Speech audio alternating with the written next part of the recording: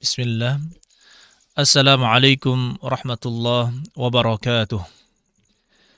Innal hamdalillah nahmaduhu wa nasta'inuhu wa nastaghfiruh wa na'udzu billahi min shururi anfusina wa min sayyiati a'malina. May yahdihillahu fala mudilla lahu wa may yudlil fala hadiyalah. Asyhadu an la ilaha illallah wa asyhadu anna Muhammadan abduhu wa rasuluh. Allahumma salli ala nabiyyina Muhammad wa ala ali Muhammad kama sallaita ala Ibrahim wa ala ali Ibrahim innaka Hamidum Majid. Ya ayyuhalladzina amanu taqullaha haqqa tuqatih wa la tamutunna illa wa antum muslimun. Ya ayyuhalladzina amanu taqullaha wa qulu qawlan sadida yuslih lakum a'malakum wa yaghfir lakum dhunubakum wa may yuti'illaha wa rasulahu faqad faza fawzan 'azima. Wa ba'd. Ayyuhal ikhwan rahimani wa rahimakumullah, saudara-saudari sekalian yang mudah-mudahan kita semua dirahmati oleh Allah Subhanahu wa taala.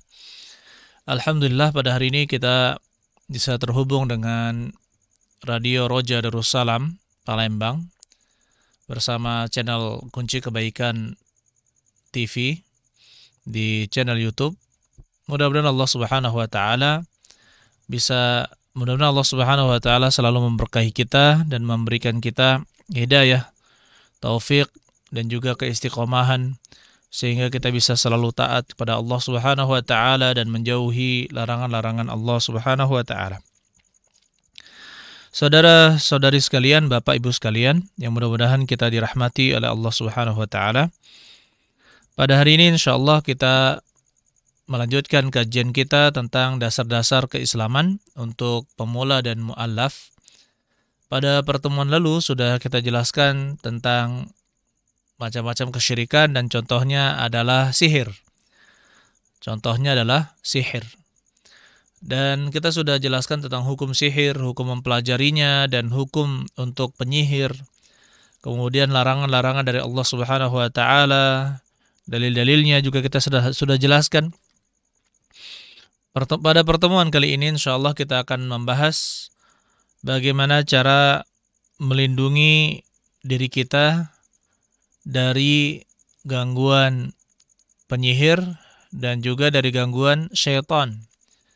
Bagaimana cara kita melindungi diri dari gangguan penyihir dan juga dari syaitan. Ayyuhal ikhwan rahimani wa rahimakumullah. Pada pertemuan lalu kita sudah jelaskan bahwasanya sihir itu nyata dan benar-benar ada.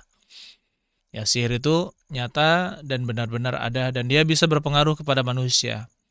Baik dia kepada fisik manusia maupun kepada psikologis manusia ataupun kepada bayangan-bayangannya, pikiran-pikirannya, dan bahkan kita sudah jelaskan bahwa dia bisa masuk ke dalam mimpi. Begitu pula ya ikhwan rahimani wa rahimakumullah. Dan dari macam-macam jenis sihir ini kita sudah jelaskan macam-macamnya. Ya, oleh karena itu karena dia sifatnya gaib, sifatnya dia tidak terlihat, sifatnya kita tidak mengetahuinya, maka tidak lain dan tidak bukan kita harus berlindung kepada Allah Subhanahu wa taala untuk terhindar dari berbagai macam sihir dan juga syaitan, yaitu para jin yang ingin mengganggu manusia.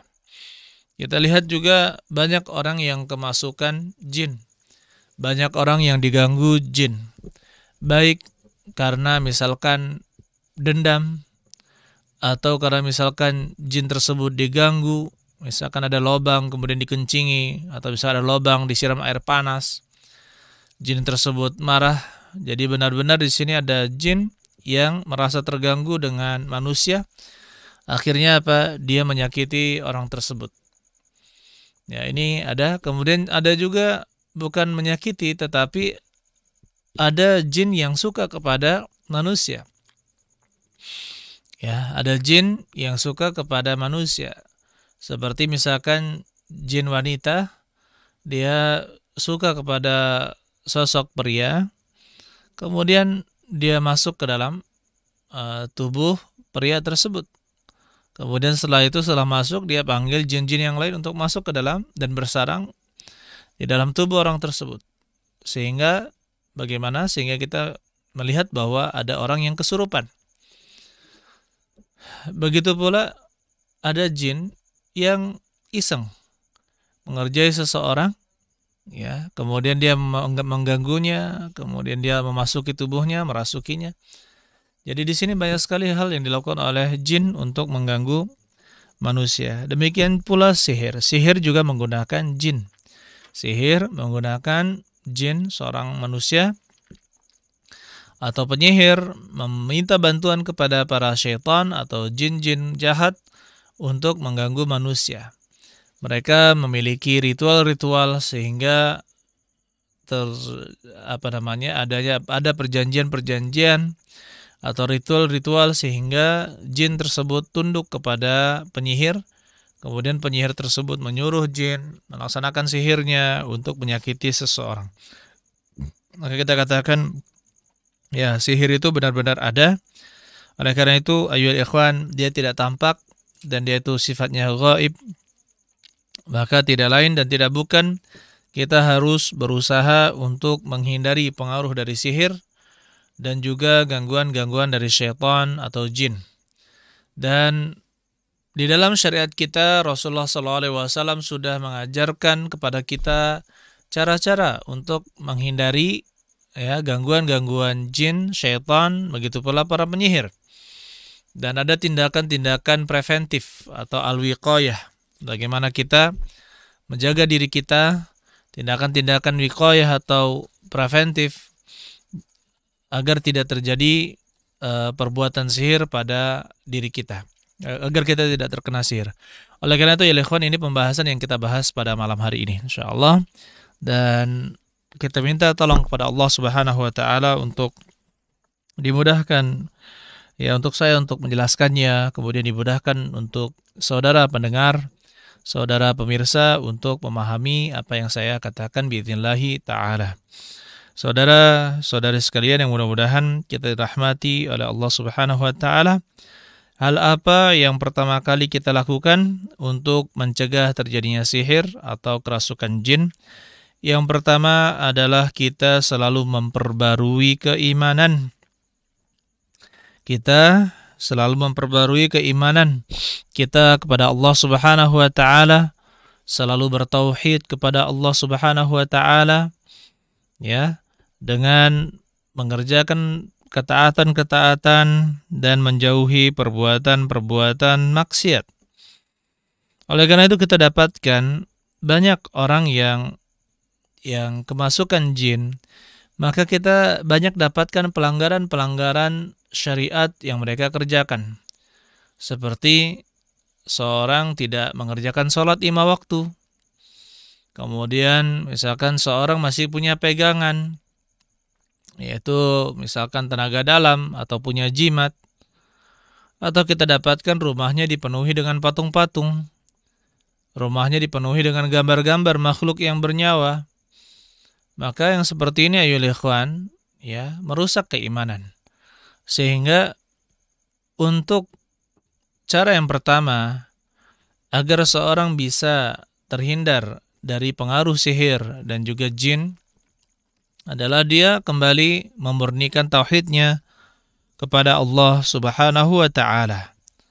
Kalau dia benar-benar memurnikan tauhid hanya kepada Allah Subhanahu wa taala, maka Allah akan mencukupkan, ya, dirinya. Allah akan menjaganya. Allah Subhanahu wa taala berfirman, "Wa may yatawakkal 'alallahi fahuwa hasbuh." Barang siapa yang bergantung, bertawakal kepada Allah, maka fahuwa hasbuhu, maka itu cukup baginya. Begitu pula Allah Subhanahu wa taala katakan, "Fasayakfikahumullah wa huwas samiul alim." Dan Allah akan mencukupkanmu dari mereka. Dan dialah yang maha as-sami', yang maha mendengar lagi maha mengetahui. Oleh karena itu, ya ikhwan, yang pertama kali kita lakukan adalah memurnikan tauhid kita hanya kepada Allah Subhanahu wa taala. Lepaskan seluruh pegangan-pegangan, lepaskan seluruh jimat-jimat, lepaskan seluruh susuk-susuk, lepaskan seluruh gelang-gelang yang diyakini ada khodam di dalamnya, buang seluruh peralatan yang diyakini itu bisa menjadi jimat atau pelindung seperti keris, kemudian benda-benda yang lain. Saya katakan keris dalam tanda petik ya. Kemudian termasuk juga golok-golok yang berisi benda-benda yang memiliki isi yang diisi oleh jin, kemudian cincin batu-batu akik dan lain-lain yang di sana ada khodamnya atau ada jinnya.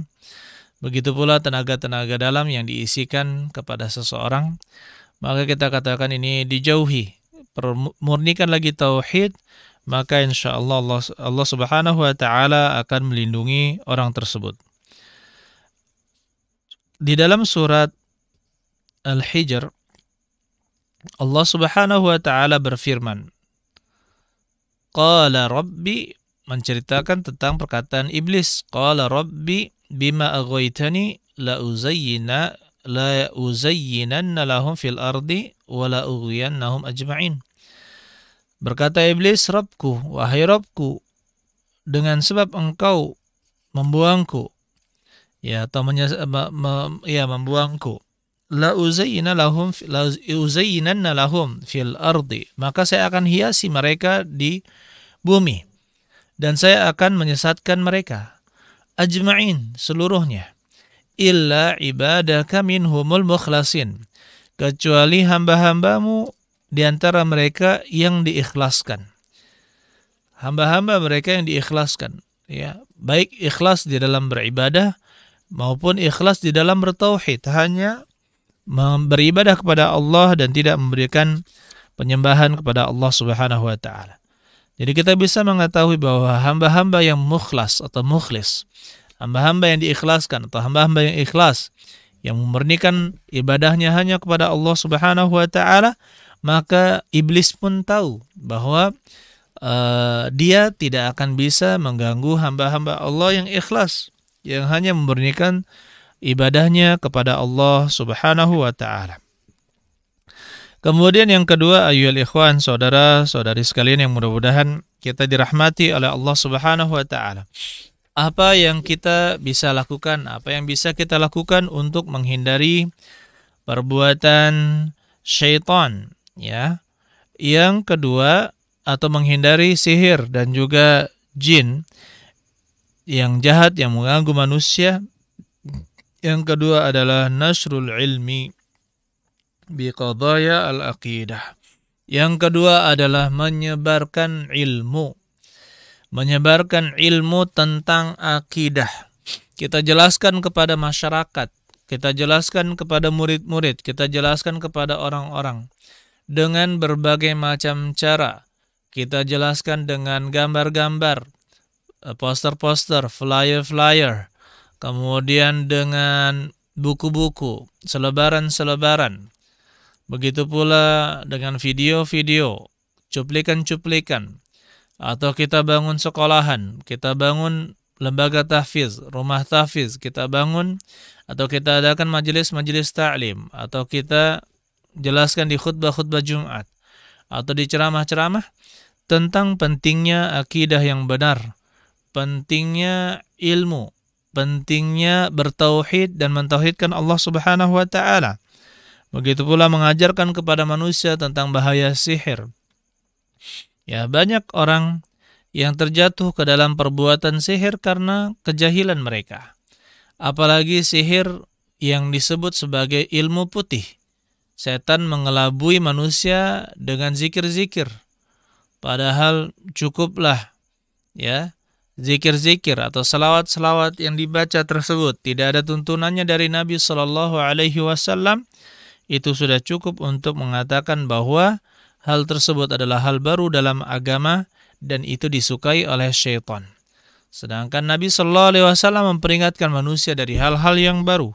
Oleh karena itu ini sangat penting kita sebarkan, ya, ilmu akidah yang benar, tauhid yang benar kepada masyarakat, sehingga dengan demikian, ya, masyarakat akan banyak yang tahu insyaallah hukum tentang kesyirikan, hukum tentang sihir, begitu pula tentang jin, kemudian berbagai macam zikir yang bisa dibaca untuk menghindari sihir, maka dengan demikian biidznillah taala ya pengaruh dari sihir tersebut, begitu pula jin jahat tersebut akan terhindari dari seseorang. Jadi yang kedua apa? Yang pertama adalah bertauhid, benar-benar mentauhidkan Allah, mengikhlaskan ibadah hanya kepada Allah. Yang kedua adalah menyebarkan ilmu. Ya, dengan demikian ayyuhal ikhwan, seperti kita lihat di Saudi ketika ya kerajaan Saudi yang pertama, kalau sekarang yang ketiga, alhamdulillah sampai sekarang demikian juga masih. Kita sangat lihat bahwa kita bisa melihat bahwa yang namanya perdukunan di Saudi ini sangat kecil sekali, sangat sedikit sekali. Ya, sangat sedikit sekali. Dan kita bisa lihat di Indonesia ini tempat-tempat yang menyebar dakwah tauhid di sana, maka kesyirikannya sangat sedikit. Atau lebih sedikit kita katakan dari daerah-daerah yang jauh dari dakwah tauhid.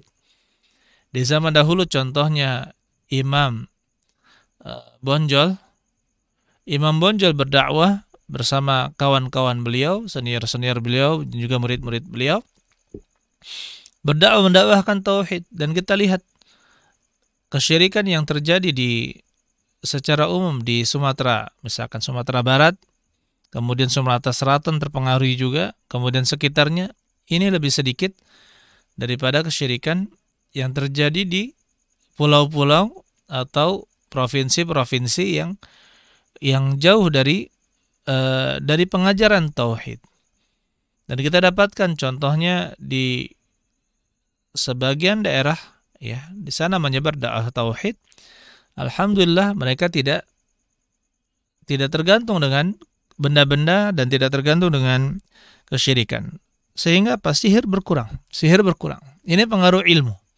Pengaruh dari ilmu. Oleh karena itu ayyuhal ikhwan, saya menasihati kepada teman-teman sekalian dan juga diri saya sendiri, jangan pernah kita berhenti untuk mendakwahkan tauhid, menjelaskan pentingnya bertauhid kepada Allah Subhanahu wa taala dan menjauhi perbuatan syirik dan juga sihir.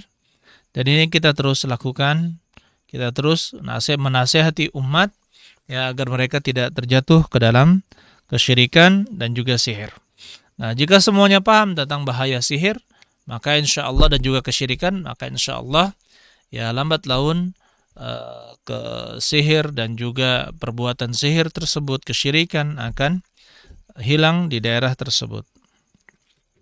Kemudian yang ketiga, ayyuhal ikhwan, apa yang kita lakukan? Yang kita lakukan adalah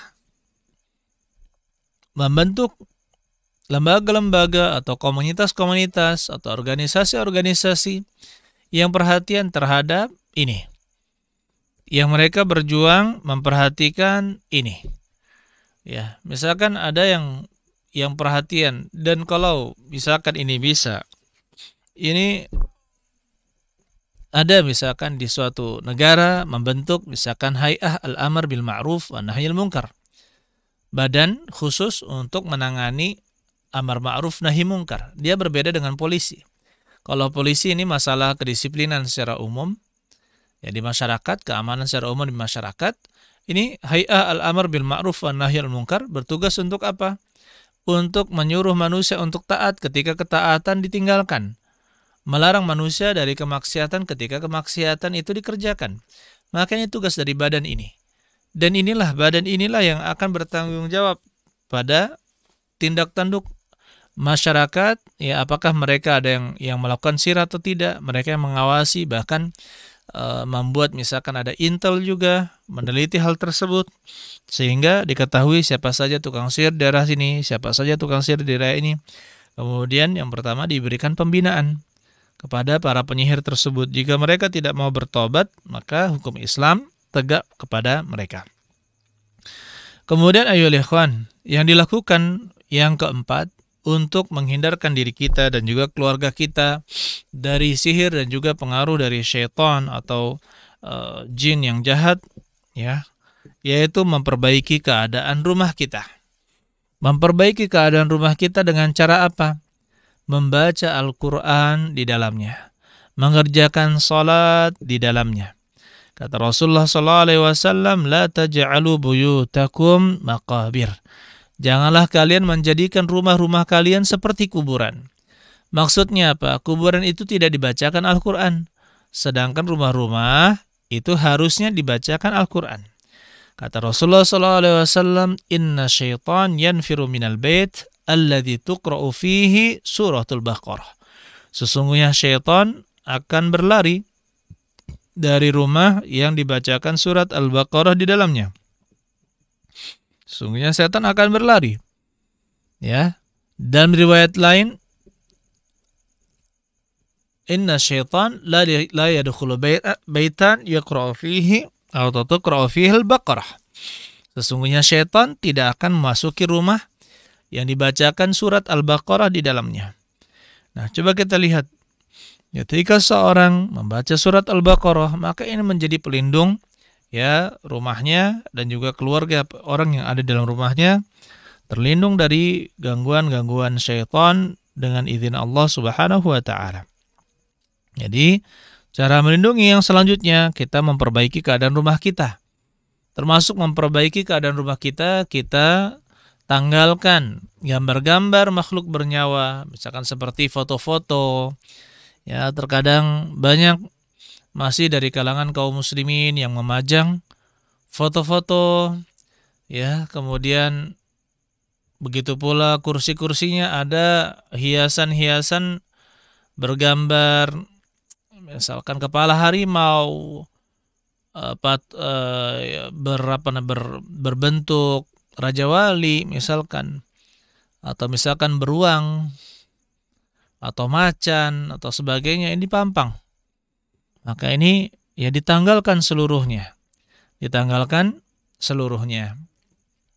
Pernah ada yang bertanya ya tentang ada kursi, dia ada kursi jati katanya.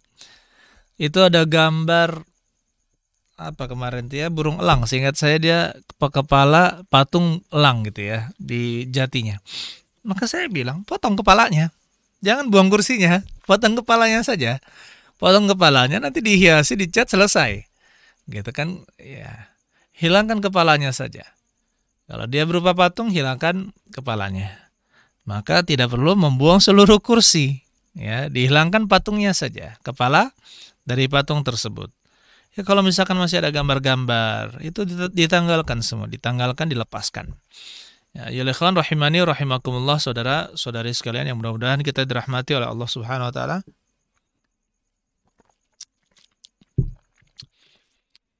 Begitu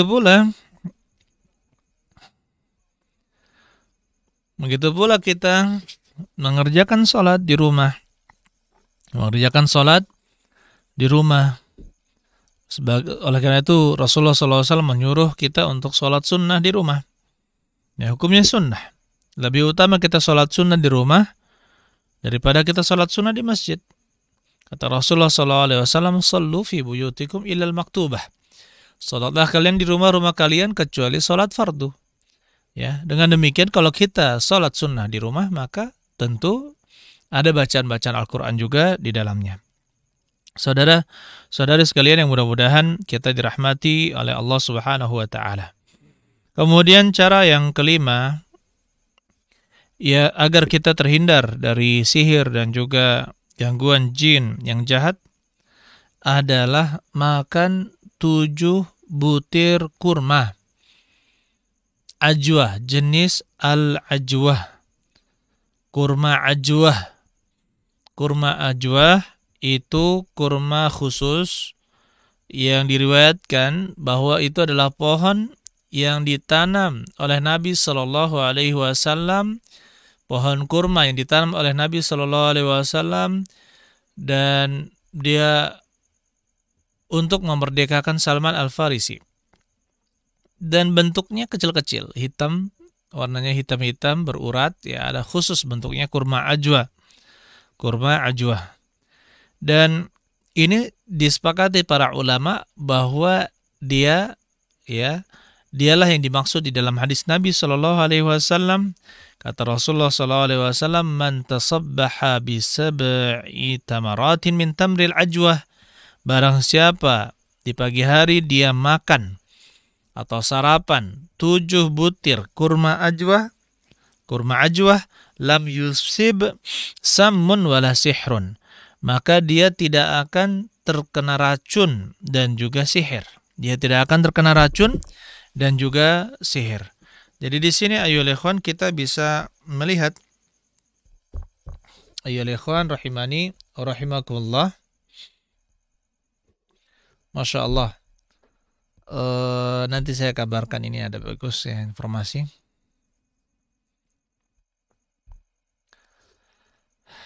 Taib. Sekalian saja saya bacakan. Alhamdulillah di sini ada tim pemusnah jimat. Nah, di sini. Dari Radio Roja Darussalam ini punya tim pemusnah jimat. Jadi kalau misalkan takut memusnahkan jimat, karena mungkin pokoknya terkadang gitu banyak orang takut memusnahkan jimat ya. Maka silahkan ayyuhal ikhwan rahimani wa rahimakumullah menghubungi nomor 0812 8488 7088 0812 8488 7088, atau bisa langsung datang ke studio Radio Roja Darussalam, Jalan P.A. K. Abdurrahim, nomor 326, Talang Semut, Bukit Kecil, Palembang. Ini saya sendiri belum pernah ke sana nih. Insya Allah kalau ke Palembang saya main ke studio Roja, insya Allah. Bidillahi ta'ala. Jadi silakan bagi pemirsa, bagi teman-teman yang terutama di Palembang ingin memusnahkan jimat karena takut ya, maka silahkan ya datang ke tim Roja, Radio Roja di Talang Semut, Bukit Kecil. Taib. Jadi ya kita katakan rumah itu juga jangan diisi dengan jimat-jimat ya. Jangan diisi dengan jimat-jimat. Walaupun dia bertuliskan ayat-ayat Al-Quran, maka dihindari. Kita katakan pada pertemuan-pertemuan lalu bahwa jimat dalam Al-Quran itu tidak sampai ke derajat syirik. Tetapi dia hanya jatuh ke dalam, ya dia jatuh kepada kebid'ahan. Karena caranya tidak pernah diajarkan oleh Nabi Sallallahu Alaihi Wasallam. Oleh karena itu jimat-jimat yang dari Al-Quran yang dipasang di dinding-dinding atau di depan, di atas pintu, itu juga dihindari. Ya, itu juga dihindari. Kemudian saudara-saudari sekalian yang mudah-mudahan kita dirahmati oleh Allah Subhanahu Wa Taala. Jadi kita di sini kalau kurma ajwa yang kelima tadi kan makan kurma ajwa di waktu pagi. Jadi mungkin ada yang misalkan kemasukan jin atau kesurupan ya, maka usahakan ada kurma ajwa. Ada kurma ajwa dan itu makan 7 butir sehari. Makan 7 butir, kemudian kalau misalkan masih maka besoknya lagi seperti itu. Maka dia tidak akan tahan ya, jin tidak akan tahan dengan hal tersebut.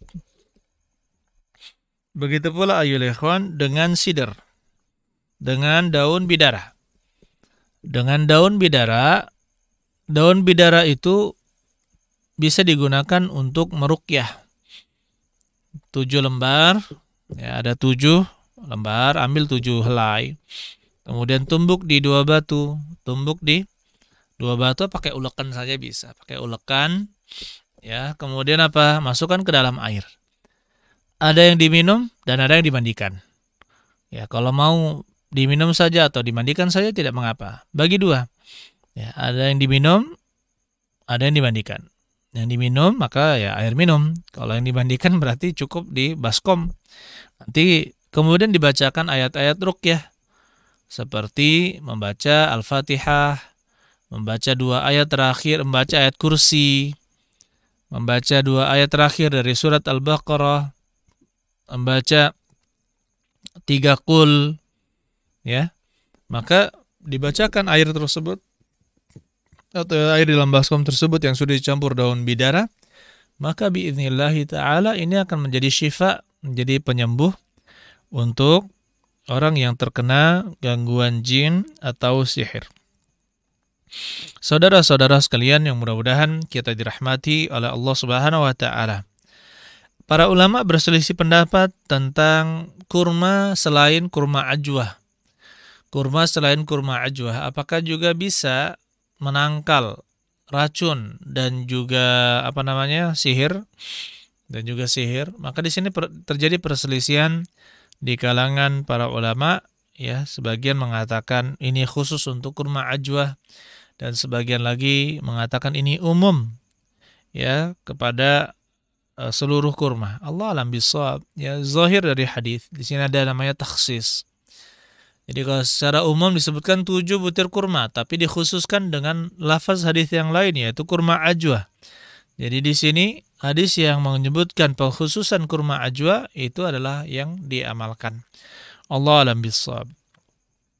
Kemudian yang keenam yang bisa kita lakukan untuk menghindari sihir dan gangguan jin yang jahat adalah mempekerjakan atau berteman dengan orang-orang yang sudah jelas bahwa dia tidak akan melakukan kesyirikan, tidak akan melakukan sihir.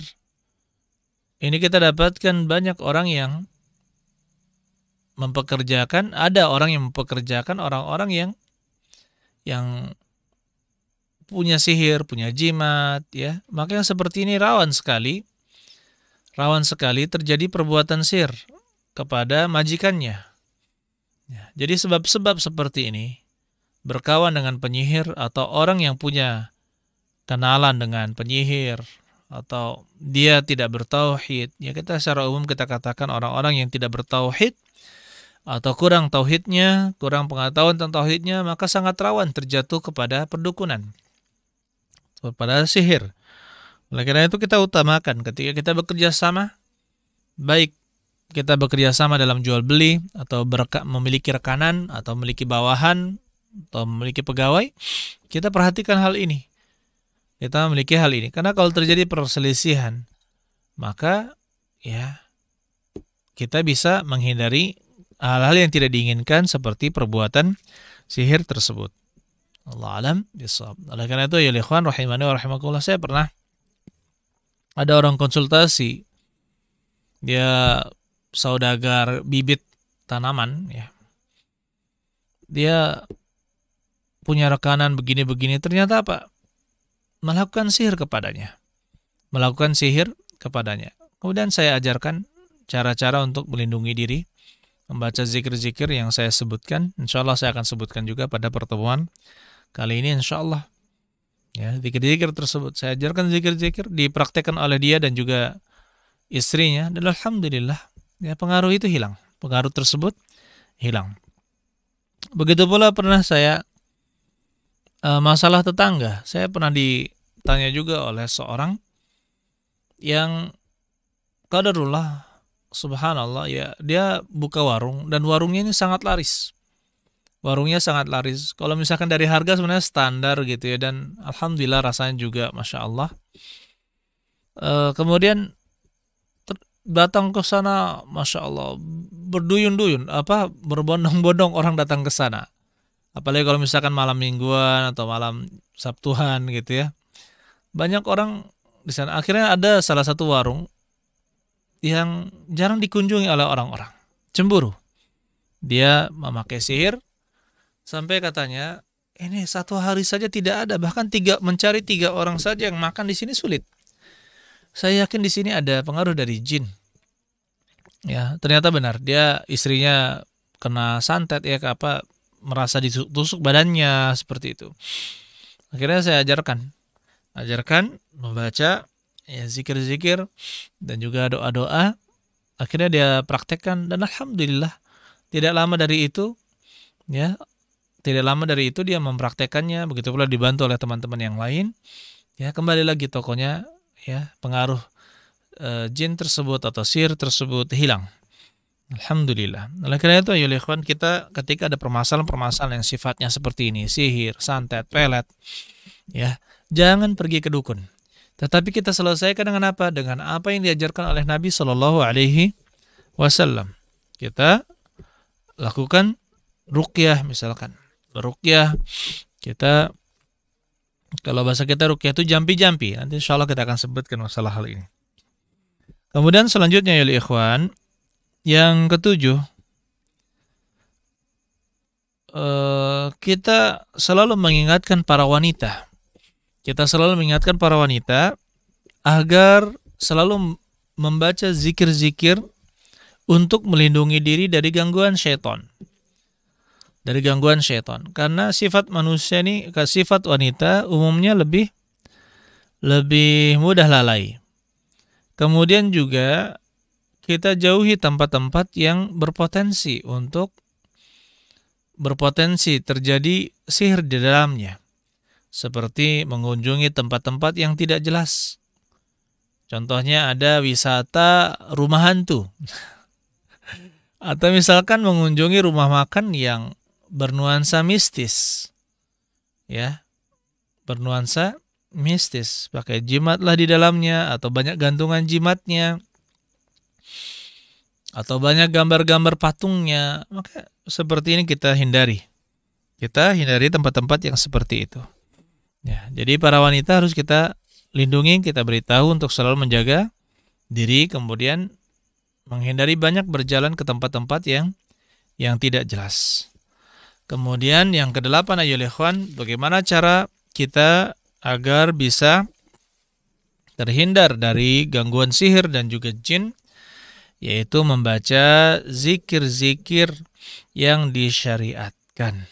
Zikir-zikir yang disyariatkan. Oleh karena itu, saudara-saudari sekalian, bagi saya bacakan dulu, yang ingin bertanya, silahkan kalau ingin bertanya bisa menuliskan SMS atau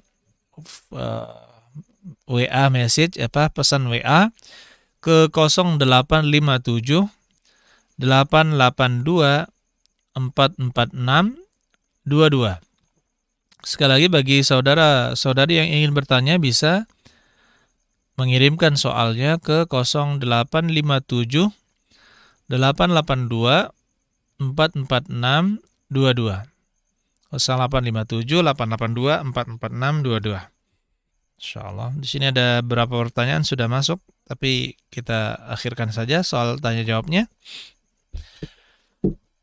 Baik, dan mungkin saudara pendengar, pemirsa bisa mencatat ya apa yang bisa kita biasakan untuk kita baca dalam sehari, dalam keseharian kita, agar bisa terlindung dari, yaitu Allah melindungi kita dari gangguan ya jin, gangguan sihir, dan juga para penyihir. Dengan tentunya semuanya dengan izin Allah Subhanahu wa taala. Untuk yang pertama adalah membaca ayat kursi. Membaca apa? Membaca ayat kursi. Membaca ayat kursi ini dibaca yang pertama setelah sholat fardu. Setiap kali kita menyelesaikan sholat fardu, jangan pernah melupakan membaca surat atau ayat kursi ini. Membaca ayat kursi. Kita baca ayat kursi. Kemudian setelah itu membaca ayat kursi ketika zikir pagi petang. Setelah sholat subuh, setelah zikir sholat 5 waktu, maka kita di waktu pagi atau sebelum terbit atau setelah terbit, misalkan kalau tidak sempat, maka kita baca ayat kursi lagi, ya. Maka ini akan melindungi kita ke waktu yang berikutnya. Ya, senantiasa dijaga oleh Allah Subhanahu wa taala kepada waktu yang berikutnya.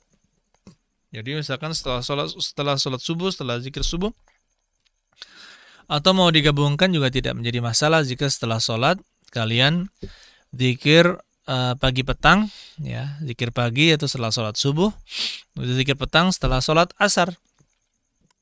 Kita baca ayat kursi. Maka ini insyaallah akan melindungi kita ya dari gangguan-gangguan penyihir dan juga jin yang nakal, jin yang mengganggu. Begitu pula sholat-sholat yang lain. 5 sholat ini kita baca ayat kursi. Maka insyaallah Allah Subhanahu wa taala ya melindungi kita.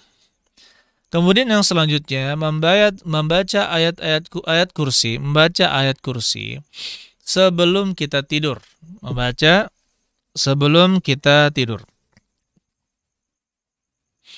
Nah, kalau kita membacanya sebelum tidur, maka kita akan dijaga oleh Allah Subhanahu wa taala sampai kita terbangun.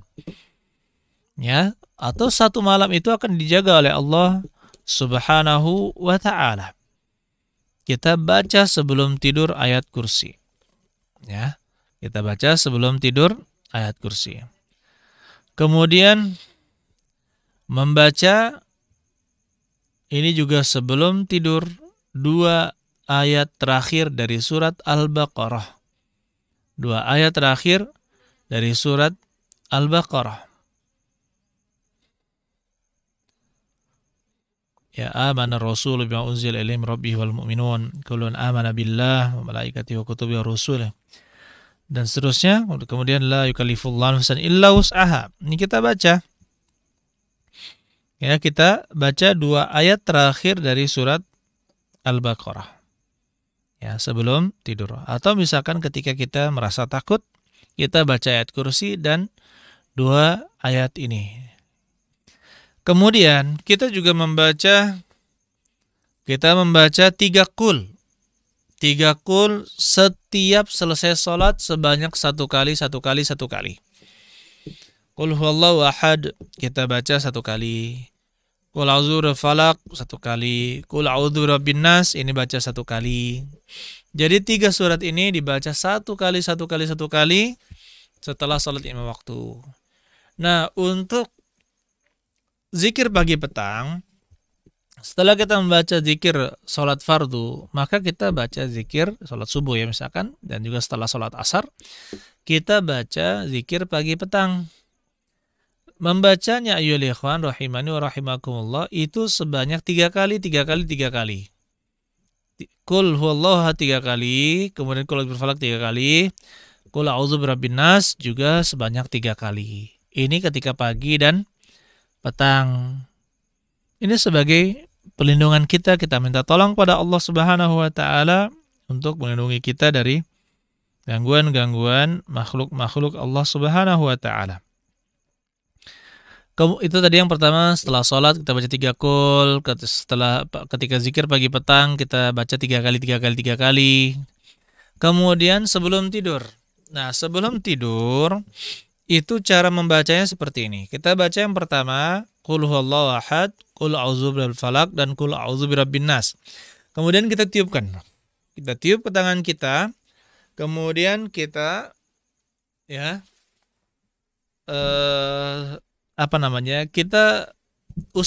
kita usap anggota tubuh yang bisa kita raih dengan tangan kita. Kita usap. Kemudian baca lagi sebanyak 3 kali. Ini lakukan sebanyak 3 kali. Qul huwallahu ahad, al-falaq dan an-nas tiupkan. Kemudian usap ke seluruh tubuh yang kita bisa gapai dengan tangan kita. Lakukan sebanyak berapa kali? 3 kali. Atau sebagian riwayat hadis disebutkan oleh para ulama hadis melakukannya adalah dengan cara apa? Ditiup terlebih dahulu. Kemudian baca qul huwallahu ahad, qul a'udzu birabbil falaq dan qul a'udzu birabbin nas. Ya, dilakukan juga sebanyak 3 kali.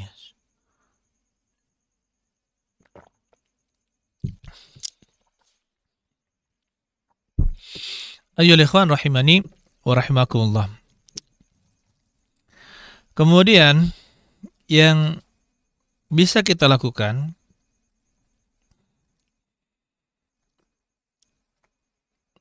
ketika kita tinggal atau misalkan kita turun di suatu tempat atau singgah di suatu tempat, maka kita membaca a'udzu bikalimatillahi tammat min syarri ma khalaq. Aku berlindung dengan kalimat-kalimat Allah yang sempurna, kalimat-kalimat Allah yang sempurna min syarri ma khalaq, dari apa yang Allah ciptakan.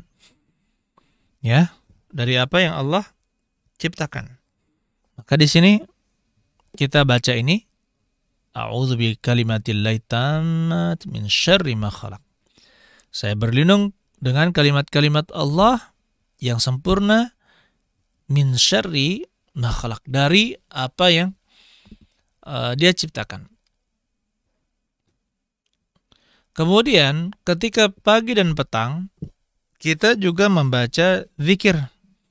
Bismillahilladzi la yadurru ma'asmihi syai'un fil ardi wala fis sama' wa huwas sami'ul alim. Wa huwas sami'ul alim. Bismillahilladzi, dengan nama Allah yang la yadurru ma'asmihi syai'un, tidak berbahaya suatu apapun ketika disebut namanya, fil ardi wala fis sama', di bumi maupun di langit. Wa huwas sami'ul alim, dan dialah yang maha mendengar lagi maha mengetahui. Maka dengan demikian di sini kita ini dibaca sebanyak 3 kali ketika zikir pagi dan zikir petang. Ya, zikir pagi dan zikir petang. Kemudian secara umum ayol ikhwan, ya, biasakanlah kita membaca ayat-ayat Al-Qur'an. Insyaallah ini akan menjadi, ya, ini insyaallah akan menjadi pelindung untuk kita dari berbagai macam gangguan jin dan juga syaitan. Dan juga syaitan, begitu pula sihir. Kemudian ayyuhal ikhwan rahimani wa rahimakumullah,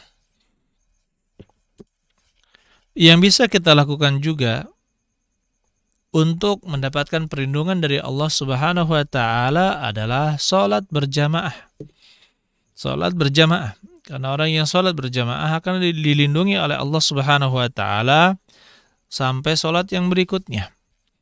Jadi dia sholat berjamaah. Begitu pula di antara yang disebutkan oleh para ulama adalah berpegang teguh dengan Al-Qur'an dan As-Sunnah. Pernah diriwayatkan atau dituliskan di dalam Talbis Iblis, ada riwayat dari Ibnul Jauzi, ya, menceritakan tentang Al-A'mash. Dia berkata, haddatsana rajulun. Ada seorang pernah menceritakan kepada kami, kana yukallimul jinna. Dulu dia bisa berbicara dengan jin. Faqal, dan mereka berkata, faqalu laisa alaina asyaddu mimman yattabi'us sunnah. Kami tidak ada yang paling berat yang kami hadapi dari orang-orang yang mengikuti sunnah. Wa amma ashabul ahwa fa inna nal'abu bihim la'ban atau la'iban. Adapun orang-orang yang ahli bid'ah atau pengekor hawa nafsu, maka kami mempermainkan mereka dengan mudah.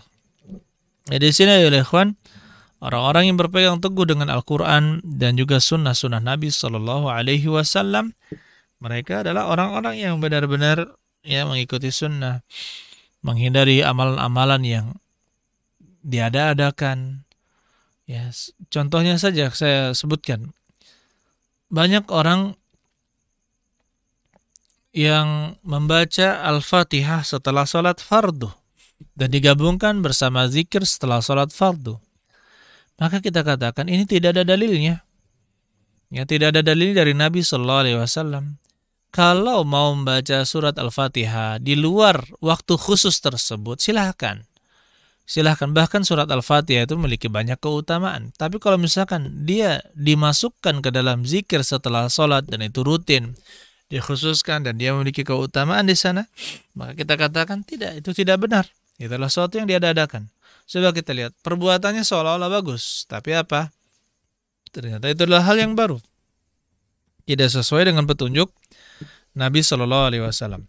Oh, tadi saya ada kelupaan. Kemudian untuk membaca zikir, kalau misalkan kita mau meruqyah atau melindungi diri kita, misalkan kita terkadang lewat di suatu tempat, ya terkadang ada orang bilang, kenapa merinding ya, bulu roma saya kok merinding gitu. Ya langsung ingat kepada Allah Subhanahu Wa Taala, bacakan Al-Fatihah. Al-Fatihah itu bisa dipakai untuk meruqyah dan melindungi diri. Karena kata Nabi Shallallahu Alaihi Wasallam kepada para sahabatnya, min aina araftum annaha raqiyah.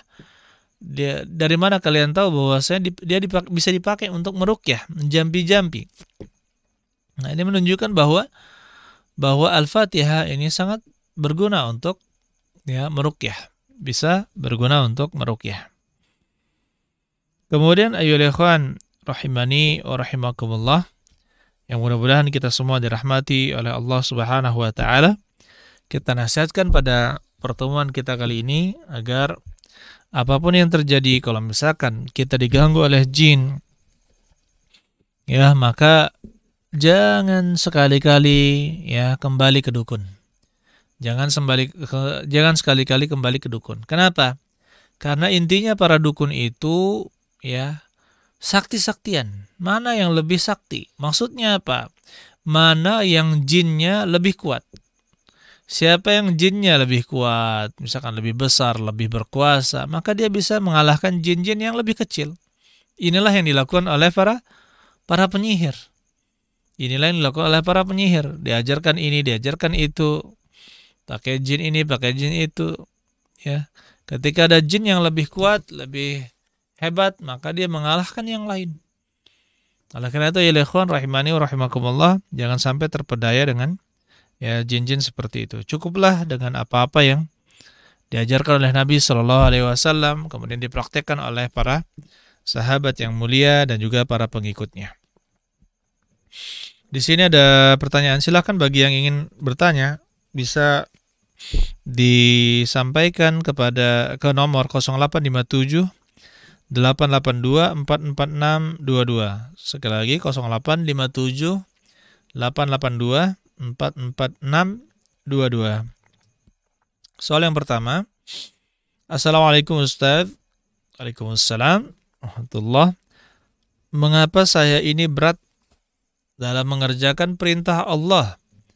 Sedangkan kalau masalah larangan, saya selalu teliti dalam menilainya. Intinya saya lebih mendahulukan larangan daripada perintah Allah. Jadi saya ini termasuk yang bagaimana dan bagaimana cara mengatasinya. Allah alam bisawab. Ini soalnya sifatnya umum.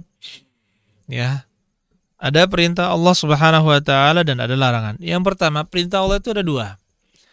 Ada perintah Allah yang sifatnya wajib dan ada yang perintah Allah Subhanahu wa taala yang sifatnya sunnah. Apabila dia adalah hal-hal yang sunnah, maka tidak berdosa jika kita meninggalkannya. Tapi jika perintah tersebut wajib, maka kita harus dahulukan. Kita harus mengerjakan perbuatan-perbuatan wajib dan kita berdosa ketika meninggalkan perbuatan-perbuatan tersebut.